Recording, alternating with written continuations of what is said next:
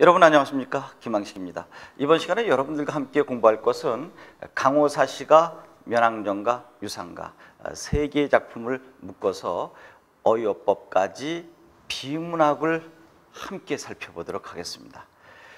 문학과 비문학과 어휘어법 세 개를 입체적으로 접근해 보겠는데요. 첫 번째, 강호사시가와 면왕정가, 유상가를 어떻게 엮어서 출제할 수 있을까? 항상 문제를 대할 때마다 출제자는 왜 이런 문제를 낼 수밖에 없었을까? 어떤 출제 의도가 있었을까? 그리고 이것을 출제했을 때 학생들에게 어떤 효용 가치가 있을까까지 생각해 보는 것도 만점을 맞는 데 도움이 많이 될 것입니다. 첫 번째로 강호사시가라고 하는 작품은 세종대왕 당시에 맹사성이라고 하는 아주 훌륭한 충신이 있었는데요. 이 사람은 강호사시, 강호는 자연 아닌가요? 사시는 봄, 여름, 가을, 겨울 속에서 자연 속에서 삶을 영위하는데 이건 모두 다 임금의 덕분이도다 라고 이야기했습니다. 이런 것을 우리는 강호가도라고 합니다. 자연 속에서 삶을 향유하면서도 임금의 덕분이라고 하는 것, 밑에는 유교적 세계관, 충신의 도가 들어가 있죠. 그 다음에 면왕정가라고 하는 것은 무엇일까요? 이것은 송순의 대표적인 가사입니다. 면왕정가, 송순의 호가 면왕정입니다. 실제로 면왕정이라는 호를 가지고 있으면서 또 자기 고향에다가 면왕정이라고 하는 정자를 줘놓고 여생을 거기서 보내게 되죠. 봄, 여름, 가을, 겨울 사시 아름다움을 면왕정의 아름다움에 빗대어서 하나하나 섬세하게 표현을 하고 있습니다. 그 다음에 유상가라고 하는 작품 많이 들어보셨나요? 조선 후기의 12잡가 중에 하나입니다. 가사의 영향을 받아서 만든 잡가인데요. 사음보의 율격을 유지하고 있으면서 파격이 심하다. 그렇다면 우리나라 최초의 연시조라고 하는 맹사성의 강호사시가 시조 사음보죠. 면왕정가 가사 당연히 사음보입니다. 시조와 가사는 사음보고요. 유상가는 가사에 영향을 받았으니까 역시 사음보의 율격 기조에 깔고 있으면서 파격이 심하다. 세 작품의 공통점은 시조, 가사, 잡가에 들어가 있는 율격, 사음보의 율격을 가지고 있다. 그리고 강호사시가에서 봄이 나온다거나 면왕정가 봄 파트가 나온다 그러면 유상가 전체는 다 봄이거든요. 그럼 계절감의 공통점을 찾을 수 있을 것이고, 또 가와 나의 공통점이 있다 그러면 자연을 향유하고 있으면서도 맨 마지막에는 이렇게 자연 속에서 행복한 삶을 사는 것은 모두 다 임금의 은혜이도다 라고 하는 역구는 이 샷다가 들어가 있다는 것이고요. 그러나 유상가는 서민의 작품이기 때문에 임금에 대한 은혜, 충성도는 나와 있지 않다는 것입니다. 이렇게 제목만 놓고도 율격, 형식적인 측면이라든지 내용적인 측면 등을 여러분들이 하나하나 잡아낼 수 있을 정도로 충분히 공부가 되어 있을 것입니다. 그리고 이제 파시즘이라고 하는 것은 뭐 여러분 무솔리니 그런 파시즘 제일 먼저 떠올리죠. 한마디로 뭘까요? 독재입니다. 이것을 여성에 입각해서 어떻게 접근하고 있는지 겉으로 볼 때는 어마어마한 것처럼 보이지만 하나하나 읽어보면 어렵지 않습니다.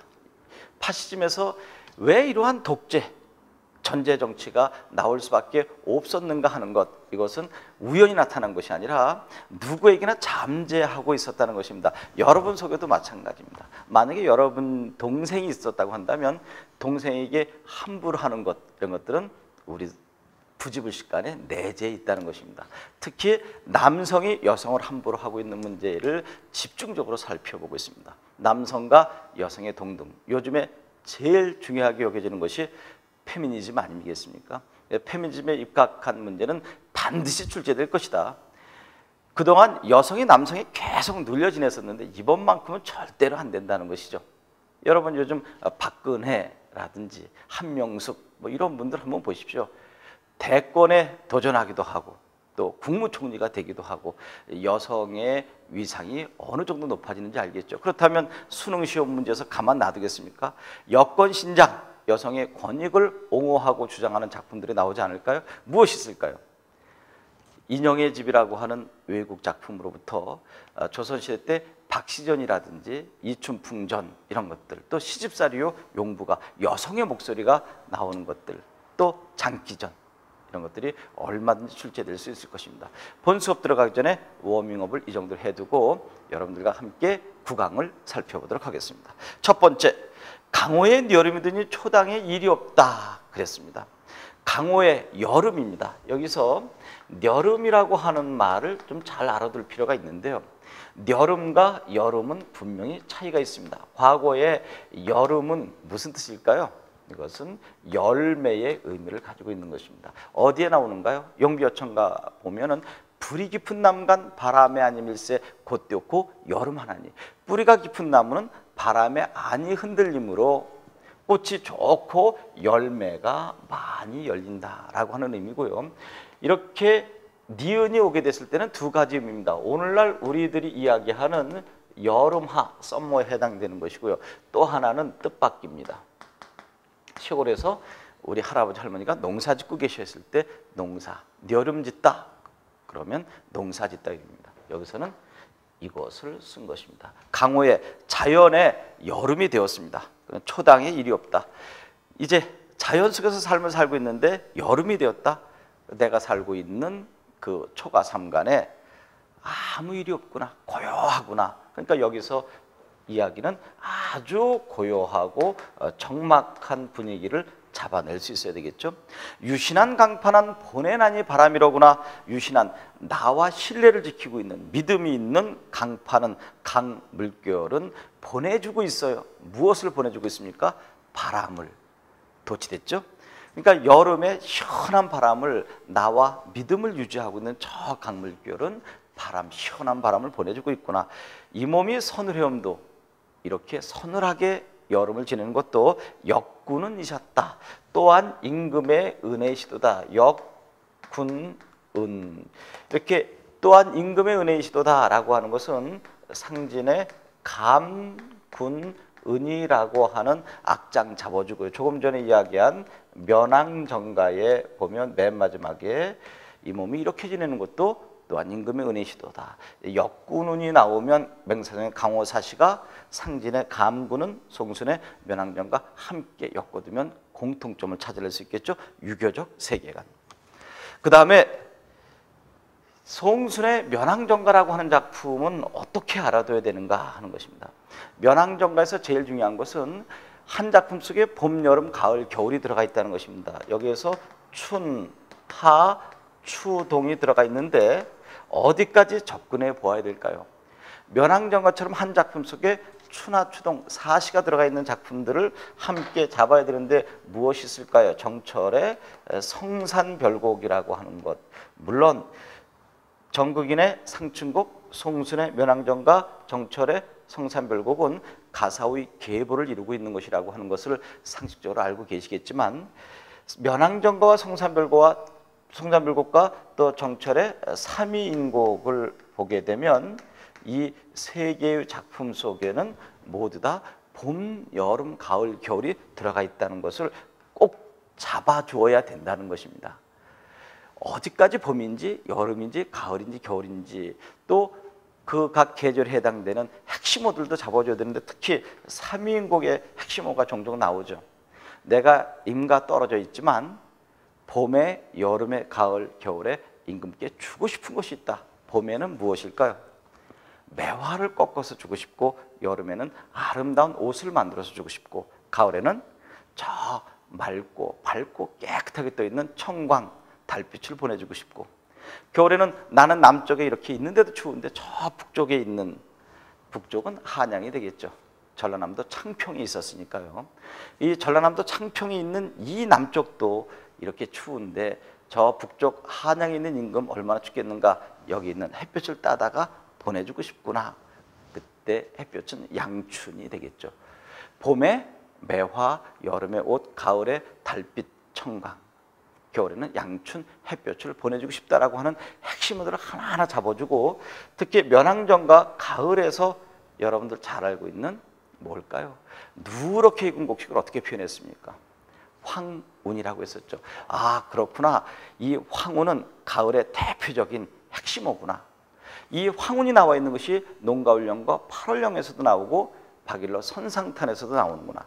박일로 선상탄에 나오는 황후는 전쟁의 기운, 저 외놈들이 쳐들어오는 저 눈이 감도는 것을 본 것이고, 농가훈련과 팔월령에 나오는 황후가 면왕정과 가을 파트에 나오는 황후는 누렇게 입은 곡식이죠. 벼이삭 같은 것을 이야기하는 그 핵심어들을 잡아서 그 소재별로 묻고 공통점을 찾아내는 공부도 도움이 많이 될 것입니다. 여기에 봄, 여름, 가을 나왔는데 좀 바빠도 면왕정과 많은 여러분들에게 이번 기회에 좀 설명 좀 해드리고 싶으네요. 흰구름 뿌연 연하 푸른 하니 산람, 산람은 산에 피어나는 아지랑인데 람자가 상당히 어렵죠. 몇 산자가 있고 밑에 바람풍자가 있는데 이것은 산아지랑이 람자가 있습니다. 천암 만악을 제 집에 삼아두고 나왔다가 들어갔다 어지럽게도 구는구나. 오르니 나리거니 장강에 떠나거니 광해에 건너거니 푸르락 불그락 여트락 뒤트락 사양에 섞어져 새우 가느다란 비니까 보슬비조차 뿌리는구나. 여름으로 가볼까요?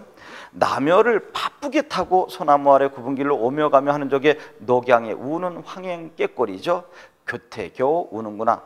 나무새 잦아져 있대. 나무새 할 때 새는 날아다니는 새가 아니라 풀로 표현하기도 합니다.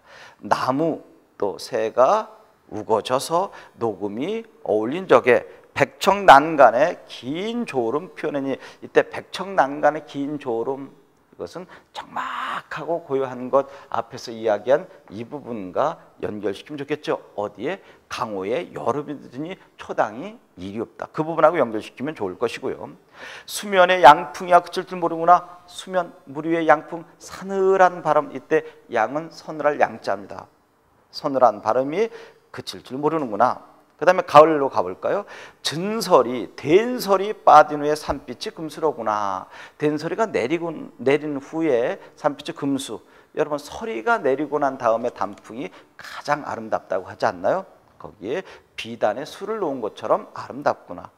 그래서 나온 말이 금수강산이죠. 황운 나왔습니다. 어찌 만경에 많은 저 밭고랑에 펼쳐져 있는가. 어적도 어부의 피리 소리도 흥에 겨우 달을 따라 불고 있구나. 여기서 황운을 잡아주면 좋겠습니다.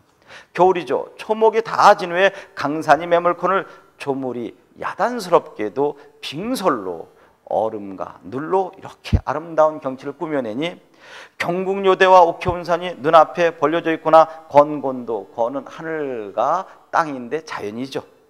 가압열사 풍성하구나. 간 곳마다 경이롭구나. 아름답구나. 이렇게 해서 봄, 여름, 가을, 겨울을 두세 줄로 짧게 묘사하고, 이제 그 다음 부분이 시험에 많이 나오는데요. 인간 속세를 떠나와도 내 몸이 겨루롭구나. 저 속세를 떠나서 이 면왕정 근처의 아름다운 자연 속으로 들어와서 생활하는데도 겨를이 없구나. 한가한 시간이 없네. 이것도 보고 싶고 저것도 들으려 하고 바람도 쐬려 하고 달도 맞으려 하고 밤은 언제 줍고 고기는 언제 낚시를 하고. 12. 살인문입니다. 살인문은 누가 다듬며 저 떨어진 꽃은 누가 쓰느냐. 아침이 나쁘거니 중요합니다. 아침이 부족하거니. 이때 나쁘다는 것은 부족하다. 여러분들이 밥을 탁탁 긁어 먹으면 할머니가 야 나쁘면 더 먹어 이 녀석아. 복달아난다. 이때 나쁘면 더 먹어. 역설법인 것처럼 보이지만 나쁘다는 것은 부족하면 더 먹지. 왜 이렇게 밥그릇을 탁탁 긁어 복달아난단 말이야. 그럴 때 할머니들이 쓰시는 말이죠. 나조해라 좋을 수냐. 이 부분이 중요합니다. 나쁘다라고 하는 것은 부족하다는 것이고, 나조해는 아침, 낮, 저녁, 밤이 아니라 여기서는 저녁입니다. 낮이 아니고 저녁. 나조, 저녁에 라고 해서 싫겠는가. 과거에는 점심의 개념이 거의 없었던 것 같죠. 오늘이 부족하거니 내일이라고 해서 넉넉할 리가 있겠는가. 오늘도 이 면왕정의 자연의 아름다움을 구경하는 것이 부족한데 내일이라고 넉넉할 리가 있겠는가. 이 산에 앉아보기도 하고 저 산에 걸어가 보기도 하고, 벌로한 마음이 버릴 일이 아주 없다. 번거로운 마음이면서도 버릴 것이 전혀 없구나. 그 다음에가 중요합니다. 실사이 없거든 길이나 전하리라. 내가 이 구경하느라고 실사이가 없는데 길이나 전해주리라? 뭐뭐 하리라고 하면 의지가 나타나는 것처럼 보이지만 이 부분이 좀 어렵습니다.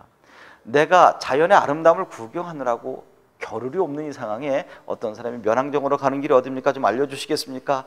라고 하면 내가 잠깐 멈추고 그래 이렇게 저리로 가는 겁니다 라고 친절하게 알려주는 것이 아니라 나는 시간이 없어.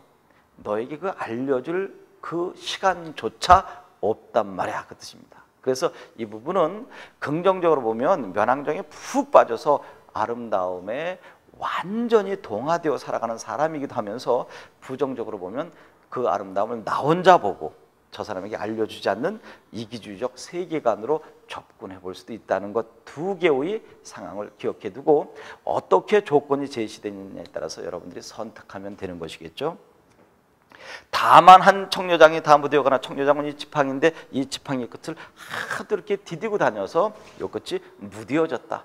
너무나 많이 돌아다녀서 지팡이가 무뎌졌다라고 해석하면 될 것입니다. 술이 이것거니 벗이라 없겠냐. 불내며 타이며 혀이며 이하며 온갖 소리로 치용을 배하거니 뭘까요? 술이 익었습니다. 술이 잘 발효됐는데 벗이라고 해서 없겠는가?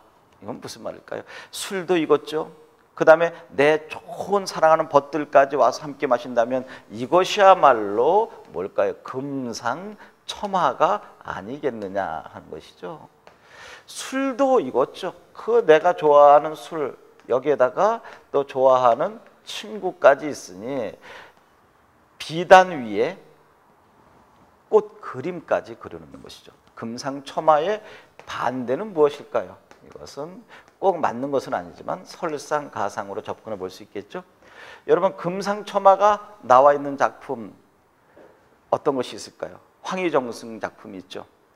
가을에 술을 잘 빚었는데 이것을 어떻게 걸러 먹고 있을까라고 하는데 채장사가 돌아가니 아니 먹고 어이하리. 술도 잘 익었습니다. 채도 샀어요. 결국 그 채를 산 것을 가지고 술을 걸러 먹으니 금상첨화 아니겠는가. 이 금상첨화가 나온 부분 황희정석 시조까지 연결해 보았습니다. 불내며 타이며 혀이며 이하며 이런 것들은 다 악기를 연주하는 것 등의 표현이죠. 이하며 이건 흔들며 뭐 탬버린이나 이런 것들처럼 온갖 소리로 치용을 재촉하니, 그러니까 여기서는 금상첨화의 상황이 벌어지고 있는 것이죠. 근심이라 있을 리 있으며 싫음이라 붙어 있을 리가 있겠는가. 이렇게 행복한 시간을 보내는데 누웠다 앉았다 구부렸다 젖혔다 울프락 파람하락 노예로 놀거니 천지도 넓고 넓고 이럴도 한가하구나. 희왕 모르려니 희왕이라고 하는 사람 난 정말 모른다. 근데 그 사람이 있었을 때가 태평천하라고 했었는데 지금 이적이 나는 희왕 잘 몰라. 근데 지금 이때야말로 태평 시대가 아닌가 한다. 신선이 어떤지 나 잘 몰라. 신선이 누군지 어떻게 알아? 이 몸이 이렇게 아름다움 속에 이러한 속에 빠져있는 이 몸이 바로 신선이 아닌가 한다. 강산풀을 거느리고 내 병년을 다 누리면 악양누상에 이태백이가 살아온다 할지라도, 이태백이를 우리는 과거 신선으로 표현했었는데 호탕정회야. 이 호탕한 정회, 가슴속에 품 마음이야. 이 애서 중요합니다. 여기서 이 애서는 이보다의 뜻이죠. 이런 것을 비교 부사격 조사라고 하죠. 여기보다 더 좋을 리가 있겠는가. 이 몸이 이런 꿈도, 이 몸이 이렇게 지내는 것도 또한 역구는 이셨다. 앞에서 이야기한 것이죠. 또한 임금의 은혜이도다. 송순의 면왕정가 완벽하게 정리해드렸습니다. 이번에는 가사의 영향을 받은 조선 후기 서민 즉 전문 소리패의 상축 문화를 모방해 만든 작가 중에 하나 유상가입니다. 유상행비는 편편구며, 여러분 유상가에 나와 있는 계절감은 무조건 봄에 해당되는 것입니다. 유상가는 봄, 여름, 가을, 겨울이 아닙니다. 편편구며, 여러분 버드나무 위에 날아가는 뭘까요? 앵을 왜 앵무새 또는 어떤 사람들은 황조 이렇게 이야기하는데 편편금, 조각조각 금조각이 날아가는 모양이고, 화관 전문은 꽃 속에서 날아가는 나비는 분분설이라 눈이 내리는 것 같구나. 표현 참 예쁘죠? 삼춘가절이 이 봄입니다. 참 좋기도 좋구나. 도화만발 점점 홍이로다. 복숭아꽃이 만발해서 점점 하나하나가 빨갛구나. 봄날의 아름다운 경치죠. 어주 축수 애삼춘이었던 무릉도원이 아닐까. 이것은 고기잡이 배를 거꾸로 물가를 거슬러 올라가는 이 모습, 또 애삼춘 이 봄을 사랑하고 있는 이 마음, 이것이 바로 무릉도원이 아니겠는가? 여기야말로 무릉도원 아니겠는가? 양류세지 사사롭하니 버드나무 그 가나다란 것이 실처럼 하나하나 푸릇푸릇 빛나니 황산곡의 봄을 맞이한 것, 바로 이것이 도연명의 오류.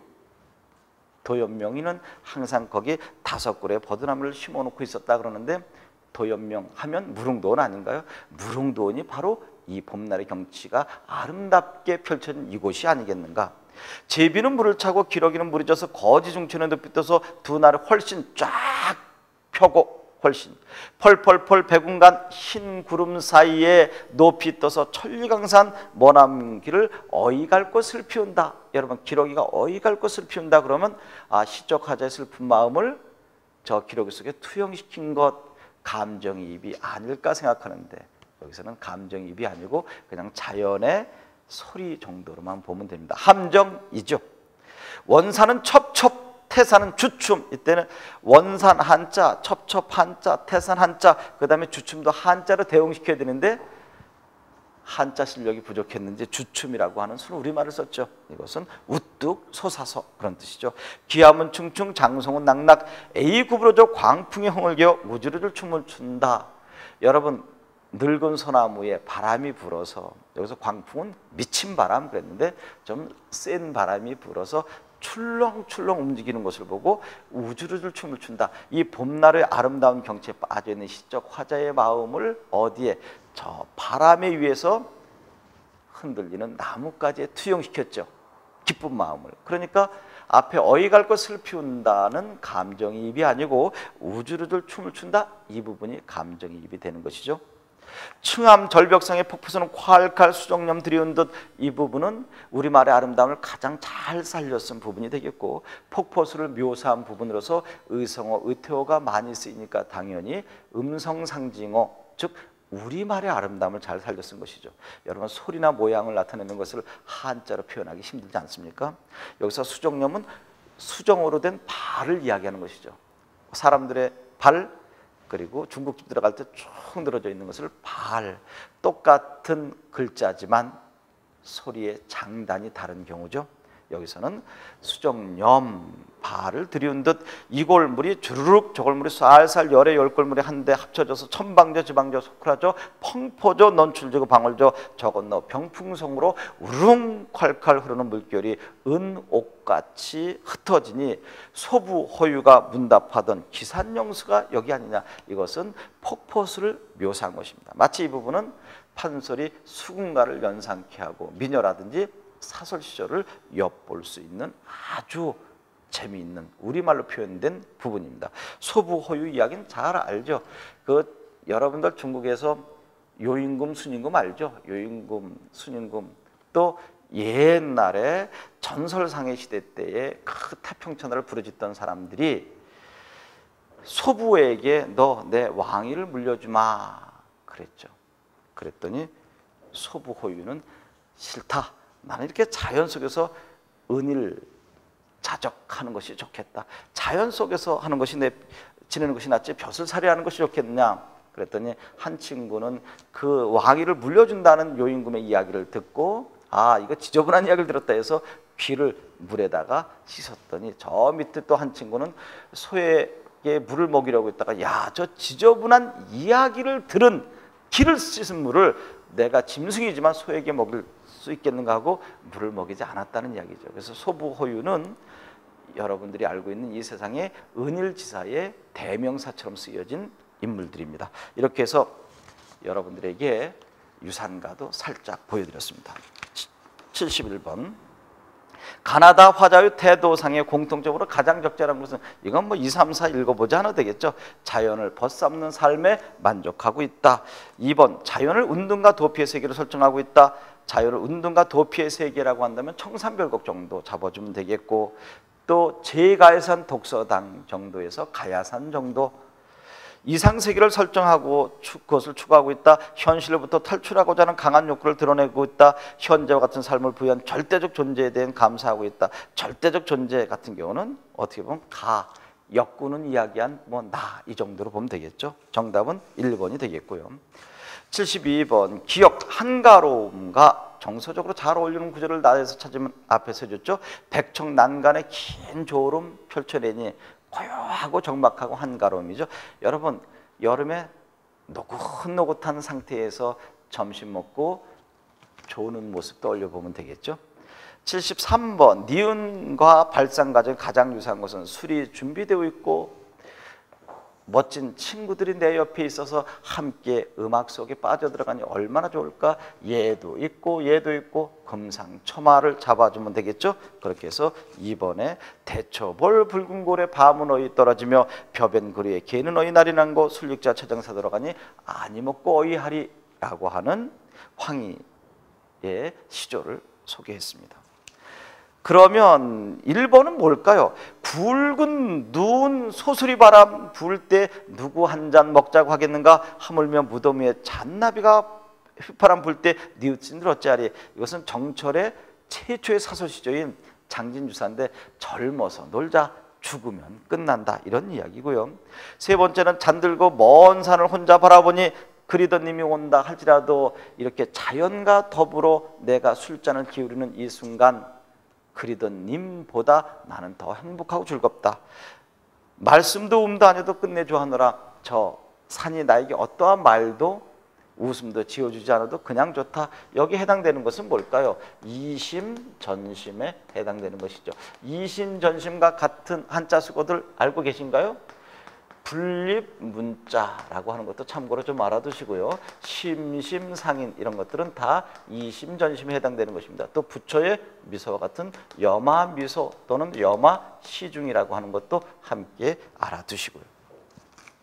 그 다음에 집방성 내지 마라 낙엽에 늘 못하주나. 그러면 73번의 3번 선택지는 윤선대의 만흥이라고 하는 연시조 중에 하나로 자연 속에 더불어 살아가는 것이고요.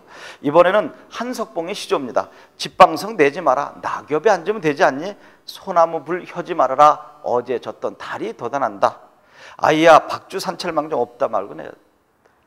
박주 막걸리 산채 산나물 별 볼일로 없는 음식이지만 그거 가지고 와라. 내가 안 빈 낙도적인 삶을 살겠다.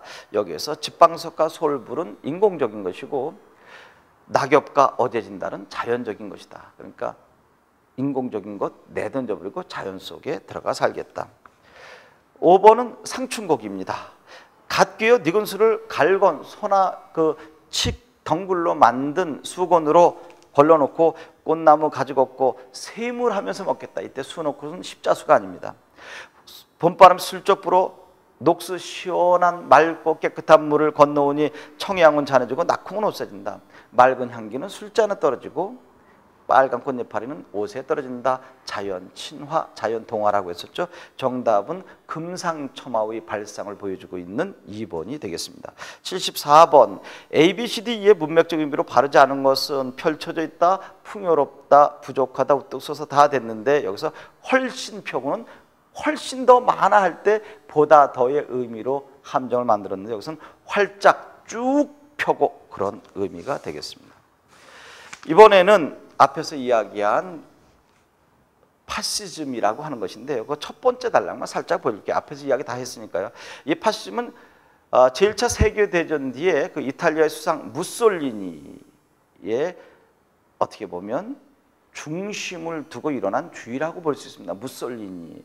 그래서 정치적으로 볼 때는 독재 정치를 이야기하게 되는데 여러 사회학자들은 파시즘이 단지 우연적인 사건에 불과한 것이 아니라 특정 사회의 성격에 내재한 항구적인 것이며 히틀러나 무솔리니는 단지 그 극단적 형태에 불과하다고 보았다.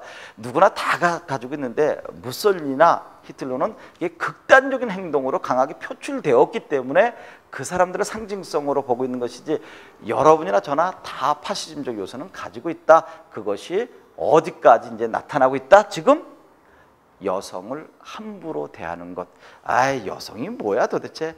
항상 남성 우월주의를 갖게 된 현실적인 문제를 여기서 거론하고 있으니 여러분들은 그렇게 해서는 안 된다라고 하는 것입니다. 여기서 파시즘보다는 페미니즘을 잡아내야 공부를 제대로 한 사람입니다. 페미니즘은 여권 신장주의죠. 여기에 해당되는 작품들을 반드시 잡았으면 좋겠다. 무엇을 잡아달라고요? 그 박세계의 여인 나중에는 허물을 벗게 되겠지만 박시전이라든지 이춘풍이가 함부로 했었는데 나중에 춘풍의 처가 모든 것을 다 구해주는 것. 장기가 함부로 했었죠. 그런데 결국 부인은 까투리의 말을 듣지 않아서 죽게 되는 경우.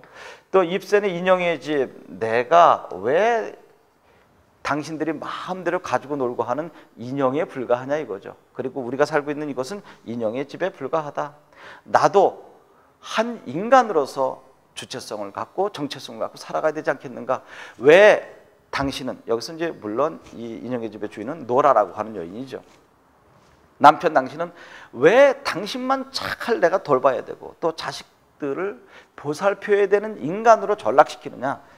나는 인형이 아니다. 그리고 내가 살고 있는 이 집이 인형의 집이 아니다. 그래서 떠나버리게 되는 것이죠. 아마 유럽에서 최초의 가출 여성이 아니었나 생각합니다. 이러한 작품들이 모두 다 여권 신장을 부르짖을 것이죠. 또 여기에 꼭 들어맞는 것은 아니지만 시집살이라든지 용부 같은 경우 시집살이를 시켰을 때 당연히 받아들이지 않고 적극적인 저항의식을 가지고 있는 것도 큰 범주 페미니즘에 집어넣을 수 있을 것입니다. 이 내용은 여러분들 읽어보면 그렇게 어렵지 않은데 여기서 이제 문제가 생명력, 자연성, 책임감, 불가피, 주체적이라고 하는 어휘어법, 전미사에 관한 문제가 여러분들을 힘들게 할 것입니다. 보실까요? 75번, 이 글의 중심 화제로 적절한 것은 무엇일까?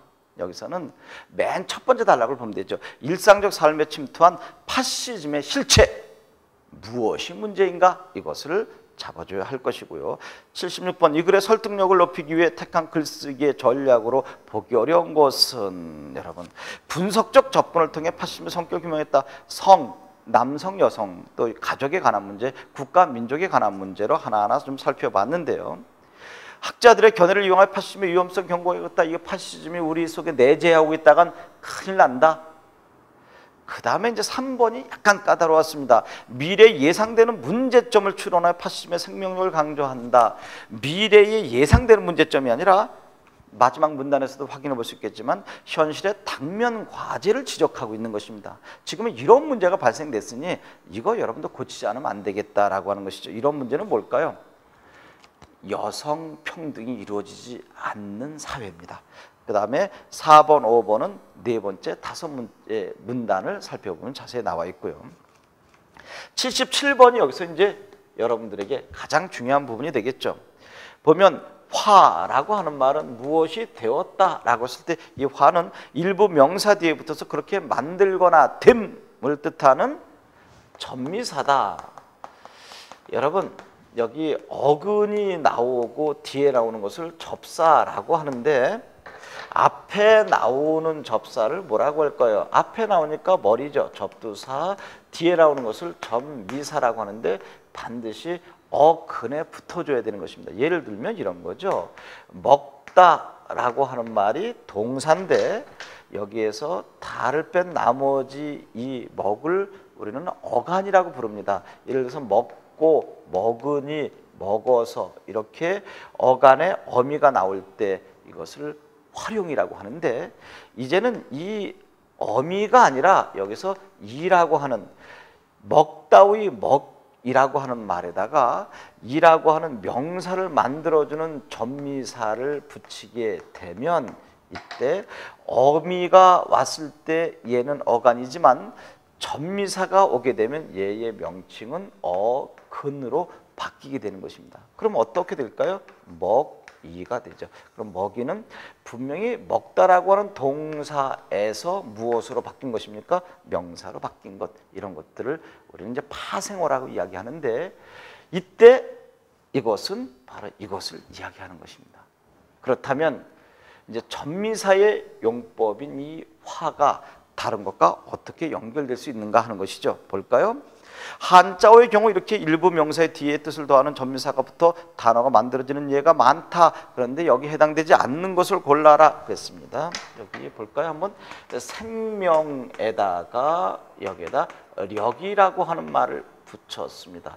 이때 생명력 이것을 전미사로 쓰였고요. 그 다음엔 자연이라고 하는 말에다가 여기서 성이라고 하는 말을 붙여서 자연성. 그 다음에 책임이라고 하는 명사에다가 여기서도 감이라고 하는 거에서 책임감, 이건 다 명사를 나타내주는 전미사입니다. 이번에는 주체성 할 때 주체죠. 아이덴티티입니다. 여기에다가 주체적이라고 하는 것들, 이것은 모두 다 전미사가 여기 붙었는데요. 어려운 것입니다. 이건 뭘까요? 야, 그것은 피할 수가 없어. 불가피하다. 불가피한 상황이 있을 때 불가에다가 피가 뭐냐 이겁니다. 그래서 불가에다가 피가 전미사 아닌가라고 생각하는데, 이것은요, 여러분 무슨 말이냐면, 불가라고 하는 것은 영어로 이렇게